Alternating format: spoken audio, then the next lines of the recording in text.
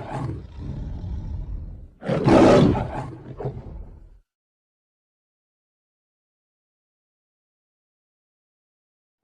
Hind Mr. Perry, all of you my dear friend, this is Shiva Rathod. Shiva Rathod from Mr. Perry series, my dear hero.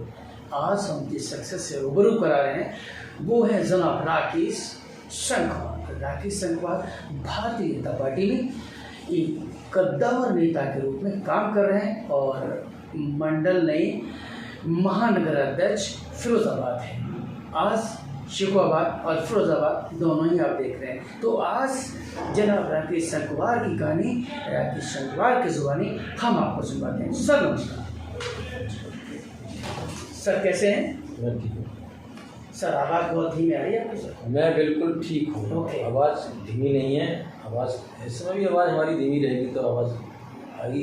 हाँ, बात तो सही कह रही है आपने। जनता की आवाज़ धीमी कर दी, आपकी आवाज़ तो बंद हो जाएगी। सर ये जनता की आवाज़ अभी 2 महीने पहले आई है। डॉक्टर साहब आपने देखा नहीं, योगी जी के नेतृत्व में जनता की आवाज़ ही तो थी, और क्या था वो। शंकुवार जी, शिवा राठौर को के सवालों के लिए जाना जाता है। जरा एक बार मैं ये कहूँगा आपसे कि आज जो आपकी मीटिंग थी, उस मीटिंग का संदर्भ क्या था? किस संदर्भ में आपने मीटिंग बुलाई थी? सर देखिए, आज हमारी जो बैठक थी, देखिए जिला और महानगर की दोनों की अलग अलग बैठक हुई है जी। वो बैठक संगठनात्मक बैठक है, हर महीने बैठकें होती हैं। और अभी 30 मई को केंद्र सरकार के 8 वर्ष पूर्ण हो गए।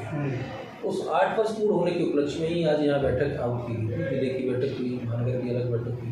उसमें हमने अपने जिले के पदाधिकारियों को बुला करके, मोर्चाओं के पदाधिकारियों को बुला करके ने बताया कि जब 8 वर्ष पूर्ण होंगे तो हमारे यहाँ तो हमें क्या क्या कार्यक्रम करने हैं। उन सब कार्यक्रमों के बारे में अपने पदाधिकारियों को बताया। कल हम मंडल की बैठक में अपने जो हमारा मंडल स्तर का जो टीम है मंडल स्तर तक जाएंगे, वहाँ बैठक करेंगे। उसके बाद कार्यक्रम निचले स्तर तक, सेक्टर और बूथ तक कार्यक्रम कैसे हो, उन योजनाओं के बारे में आज हमने जिले की बैठक की। कल मंडलों की बैठक, इसी के निमित्त आज बैठक बुलाई थी। इसमें जो कार्यक्रम है, तमाम कार्यक्रम, जो सेवाभावी कार्यक्रम है, स्वच्छता के कार्यक्रम और तमाम कार्यक्रम हैं। जैसे ही 8 वर्ष पूर्ण हमारे होंगे, हमने हमारी जन कल्याणकारी योजना है, माननीय योगी जी, माननीय मोदी जी के नेतृत्व में 8 वर्ष पूर्ण हो रहे हैं। 8 वर्ष पूर्ण होने में जो जन कल्याणकारी योजना है, जनता को उनका सीधे सीधे लाभ मिला है। आपने देखा होगा, मान प्रधानमंत्री आवास योजना इतनी पॉपुलर योजना, जिन लोगों के घरों पर कभी छत नहीं पड़ सकती, प्रधानमंत्री जी ने उस दर्द को समझा और एक एक गरीब व्यक्ति के मकान बनवाने का जो काम किया है प्रधानमंत्री जी ने, उस योजना है उज्ज्वला गैस कनेक्शन योजना, जनधन योजना है। उन योजना के एक एक लाभार्थी को बुलाकर हम उस दिन उनका सम्मान भी करेंगे। और एक कार्यक्रम उस दिन रिपोर्ट टू नेशन, हमने 8 वर्ष में अपना क्या किया है, 8 वर्ष में हमने क्या किया है, वो हम देश के सामने, रिपोर्ट टू नेशन, देश के सामने किसी के द्वारा प्रेस कॉन्फ्रेंस के द्वारा उस चीज़ को रखें, बताएंगे कि हमने 8 वर्ष में हम जनता की सेवा में ये योजनाएं लागू की, ये काम किए, उन सबको पता है। अभी जुमा चंद रोज पहले जनाब केशव मौर्य जी के PCM और CP है। मैं समझता हूँ कि आला अधिकारियों का और नेताओं का वहाँ जमावड़ा रहा और बड़ी गांव गली हमें लगा कि आपने ज़मीनी स्तर पर जाने का प्रयास किया। लेकिन जो लोगों की मुकम्मल जो परेशानियाँ थी, जो शिकायतें थी, क्या उनका निवारण होगा या ठंडे बस्ते में डाल दिया जाएगा? ऐसा पहले भी होता रहा है कि सपा सरकार में भी, कांग्रेस सरकार में भी ये सब हुआ है, या मैं ये समझूं कि 2024 की आहट है? श्योर, ये मान सकते हैं। देखिए, सपा सरकार में क्या हुआ, कांग्रेस की सरकार में क्या हुआ, बसपा की सरकार में क्या हुआ, इन सब चीज़ों को तो मैं नहीं जाना चाहता। मैं तो बोलूँगा, आप बोलिए, आपका फर्ज है, आपको अधिकार है बोलने। मैं केवल इतना बोल रहा हूँ, भारतीय जनता पार्टी की सरकार ने, माननीय मोदी जी, माननीय योगी जी के नेतृत्व में जो काम किया था, जो विकास किया था, जो जन कल्याणकारी योजनाएं दी जनता की सेवा के लिए, उनका परिणाम ये था कि माननीय योगी जी के नेतृत्व में प्रचंड बहुमत से बनाया। जबकि उत्तर प्रदेश में एक किस्मती थी कि कोई भी सरकार द्वारा रिपीट नहीं हुई। ये योगी जी ने और मोदी जी के नेतृत्व में जनता की सेवा करके उस किस्मती को दूर किया है। जो लोग कहते थे कि द्वारा प्रदेश में सरकार रिपीट नहीं होती है, तो सरकार को सेवा भाव से, देखिए सेवा से, नम्रता से, विनम्रता से बहुत सारे काम हो जाते हैं। उसी नम्रता विनम्रता से भारतीय जनता पार्टी के नेतृत्व तो भारतीय जनता पार्टी की सरकार ने, पुनः सरकार ने। और मैं ये कहूँगा कि मैं नहीं कहूँगा, कांग्रेस कहती है और बसपा कहती है, ये बात सपा कहती है, जब चुनाव आता है नज़दीक तो भारतीय जनता पार्टी के नेता, भारतीय जनता पार्टी के लोग, हिंदू और मुस्लिम, मंदिर और मस्जिद, ये मुद्दा इतना हावी कर देते हैं कि वो एक तरफा, जिससे कि जो बहुसंख्यक है वो एक धर्म की आड़ में आप उसका शिकार खेलते हैं। नहीं, आपको कहाँ लग रहा है कि कहाँ भारतीय जनता पार्टी शिकार खेल रही है और कहाँ शिकार हो रहे हैं? कहाँ लग रहा है आपको? सीधे आइए ना मुद्दे पर। काम करना तो नौटंकी क्या करना, जब ज्ञान बापी में जो हो रहा है, ज्ञान बापी में ज्ञान बापी का ज्ञान बांट रहे हैं आप। ज्ञान वापी में भगवान शिव का 12 फीट का वो शिवलिंग मिला है, उसको आप ज्ञान बांटने की बात करें। ज्ञान वापी में जो सच्चाई थी वो सामने आई है। जो उस समय के आक्रांताओं ने, आतंकियों ने, तो आतंकी कहूँगा, उस समय के जो भी वो थे, उन्होंने हिंदू समाज की, हिंदू धर्म को, हिंदू समाज के देवी देवताओं को, हिंदू संस्कृति को जो नष्ट करने का काम किया था। आप देख रहे हैं उस ज्ञान वापी मस्जिद में भगवान शिव की जो शिवलिंग है वो कहाँ पर है, जहाँ पर लोग उसको क्या बोलते, बाजी बोलते हैं, झूठ क्या बोलते हैं, कुल्ला करते हैं, जब हाथ मुँह धोते हैं, कुल्ला करते हैं, उस जगह पर उस मूर्ति को रखा है, उस प्रतिमा, उसको शिवलिंग की, जो हमारे आराध्य हैं। आप कल्पना कीजिए, ये हिंदू समाज की कितनी उदारता है। ये सब होने के बाद हिंदू समाज शांतिपूर्वक रूप से सब चीज को सैर कर लेता है। सर ये बताइए, ये देश संविधान उसके बाद भी ओवैसी जी बयान दे रहे हैं, इंतकाल तक, कयामत तक हम नहीं जाने देंगे। अरे तुम लोगों ने हमारी मंदिरों पर कब्जा किया है, इन लोगों ने तो कब्जा किया है, मुस्लिम समाज के लोगों ने कब्जा किया है। नहीं तो ये देश संविधान से चलेगा या भावनाओं से चलेगा?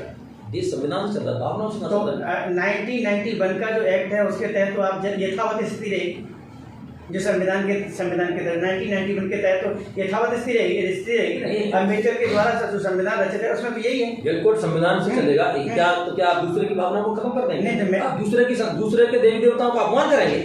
ये उन्होंने संविधान से पूर्व का है ना, संविधान से पूर्व का है। मैं अभी की बात कर रहा हूँ, अभी संविधान में लिखा हुआ है। तो क्या आप किसी देवी देवता में, अगर आप ड्यूटी में आ गए तो आप मनमानी करेंगे?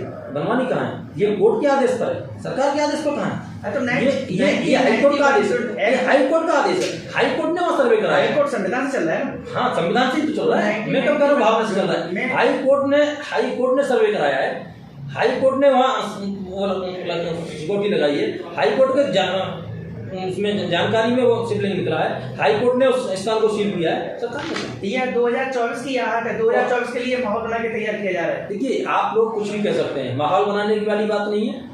भारतीय जनता पार्टी के कार्यकर्ता एक दिन से लेकर के चुनाव खत्म हुआ, अगले चुनाव की तैयारी, अभी चुनाव विधानसभा खत्म हुआ है, हम 2024 के चुनाव में लगे हुए हैं। ऐसा नहीं है कि हम शांति, हमारा कार्यकर्ता कहीं बैठता नहीं है। बाकी के जो दल हैं उनके कार्यकर्ता अपने अपने घरों में गर्मियों में एसी में बैठे हुए। मैं अभी कार्यालय में बैठा हूँ, आप देख सकते हैं मैं कार्यालय में, और भारतीय जनता पार्टी के अभी सैकड़ों कार्यकर्ता यहाँ से बैठे। एसी तो यहाँ पे भी चल रहा है सर इस समय। कहाँ? एसी में तो आप भी बैठे हुए हैं कार्यालय। देखिए कार्यालय में, मैं यहाँ से कार्यालय से भी किसी गाँव जाऊँगा तो वहाँ एसी तो नहीं है। मैं आपकी कार में एसी, मेरी कार में, आपके ऑफिस में, मेरी कार में एसी नहीं। पहले तो आप बाहर जाके देखिए मेरी कार है भी या नहीं। मैं मोटरसाइकिल से आया हूँ, अभी आपके सामने मोटरसाइकिल से जाऊँगा, कार नहीं। ये भारतीय जनता पार्टी का कार्यकर्ता एक दिन से संगठन अगले चुनाव की तैयारी में लग जाता है। उसी के तहत हम भारतीय जनता पार्टी कार्यकर्ता अगले चुनाव की तैयारी में हैं। उसमें जो हम आप 8 वर्ष की योजनाएं बताई, 8 वर्ष के पूर्ण होने पर हम जो कार्यक्रम करने वाले हैं, प्रत्येक गाँव में, प्रत्येक बूथ पर जाएंगे। कि 2024 के चुनाव की तैयारी है कि मोदी जी ने ये किया है, मोदी जी आगे ये करेंगे, आप लोग संतुष्ट हैं। देखिए, हमने योगी जी के चुनाव में भी हमारे प्रत्येक उसने कार्यकर्ता ने, प्रत्येक नेता ने यही कहा, यदि आप हमारे कार्य से संतुष्ट हैं तो आप हमें वोट कीजिए। मोदी जी एक ऐसा नेतृत्व, एक ऐसा तपस्वी हमको मिला है जो अपने पिता की अंत्येष्टि में नहीं गया, इस प्रदेश की जनता की खातिर नहीं गया। उस समय जो कोरोना लॉकडाउन का पीरियड चल रहा था, उस समय योगी जी के पिताजी का देहांत हुआ था, आप सभी की जानकारी में। आपने देखा होगा, योगी जी तो क्या अपने पिताजी के जाने का गम नहीं था? उन्होंने काला चश्मा लगाया हुआ था उसमें, उनकी आंखें लाल थी, आंखें नम थी। आप लोगों ने देखा, वो केवल इसलिए नहीं गए कि ये प्रदेश, ये जो यहाँ की उत्तर प्रदेश की जनता है, वो मेरा पूरा परिवार है।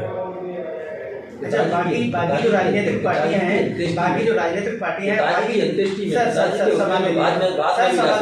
सवाल बाकी जो राजनीतिक पार्टियां हैं वो देश की जनता को अपना परिवार नहीं मानती, प्रदेश की जनता को अपना परिवार नहीं मानती।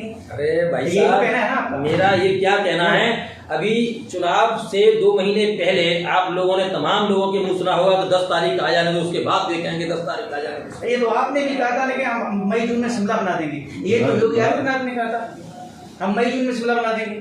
कहाँ शिमला है बताइए? देखिए, मई जून में शिमला बना देंगे, वो उन लोगों के लिए था जो बदमाशी कर रहे थे, उन लोगों के लिए था। आप देख रहे हो जगह जगह बाबा जी का बुलडोजर चल रहा है, जहाँ बदमाशियां की हैं उनको, जिनके घर पर बुलडोजर चला है, जिन लोगों को बुलडोजर का भय है, उनसे पूछिए उनको पसीना आ रहा है या नहीं आ रहा? नहीं, आप बुलडोजर चलाएंगे, संवैधानिक चलाएंगे, उसकी प्रक्रिया होगी, या मतलब बुलडोजर के भय से आप लोगों को भड़काएंगे, या बुलडोजर के भय से लोग वहाँ पे आपको अपने वोट को डाइवर्ट करना चाहते हैं? सब देखिए, बुलडोजर का मतलब क्या है? आप कहना क्या चाहते हैं? ये तानाशाह शासन है? बुलडोजर का भय उस व्यक्ति को है जो कहीं न कहीं दोषी है। फिर आपने ये जो कहीं न कहीं दोषी है, उसको डर है। यदि मैं कहीं न कहीं दोषी हूँ तो मुझे डर है कि बाबा जी का बुलडोजर कहीं मेरे गली से न निकल जाए। यदि मैं कहीं कुछ दोषी ही नहीं हूँ तो मुझे किस बात का भय है? सरकार वोट से बनती है सर? सरकार वोट से ही बनती है। सरकार वोट से ऐसे नहीं बनती सर। कैसे? खौफ पैदा करने से नहीं होती। खौफ पैदा नहीं, खौफ इसको आप खौफ पैदा कह रहे हैं। समाजवादी पार्टी कहती है, कांग्रेस कहती है, अरे समाजवादी पार्टी और कांग्रेस क्या कहती है? जब वैक्सीन आई उसमें समाजवादी पार्टी ने इसको भाजपा की वैक्सीन कहा। समाजवादी पार्टी क्या कहती है? आप लोगों को मालूम नहीं है क्या? सर, मैं जो बात करता हूँ वो तथ्यगत बात करता हूँ। मैं आपको तथ्य से हटकर बात नहीं बता रहा, जवाब नहीं दे रहा हूँ।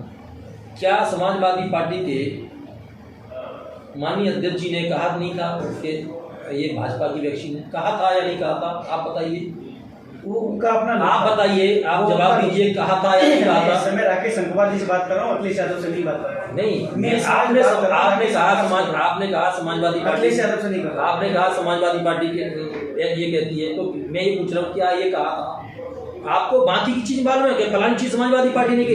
मैं ये कह रहा हूँ, मंडल अध्यक्ष, सॉरी महानगर अध्यक्ष से बात कर रहा हूँ मैं, राष्ट्रीय अध्यक्ष समाजवादी पार्टी से बात नहीं कर रहा हूँ। तो मैं तो बात करूंगा ना। मैं वो सवाल आपसे, आपने जो सवाल बात करेंगे, मैं उस चीज का जवाब दे रहा हूँ जो सवाल आपने किया है। क्या वो सवाल उन्होंने किया था या नहीं किया?